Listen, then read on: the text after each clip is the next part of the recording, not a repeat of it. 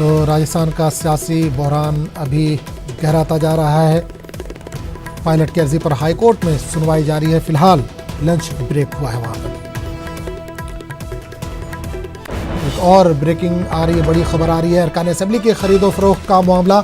SOG ने गजेंद्र सिंह शेखावत को जारी किया नोटिस। एसओजी के नोटिस पर शेखावत का रद्दअमल। मेरे पीएस को भेजा गया नोटिस। सोशल मीडिया के जरिए मिली रिकॉर्डिंग। एक बार फिर बता दें कि बड़ी खबर आ रही है इस वक्त राजस्थान से। अरकान असेंबली की खरीदो फरोख्त का मामला। एसओजी ने गजेंद्र सिंह शेखावत को जारी किया नोटिस। एसओजी के नोटिस पर शेखावत का रद्दअमल।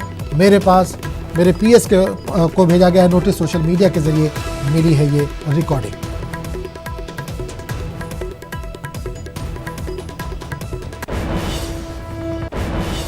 मेरे नाम से जो है वो आरोप लगाना है।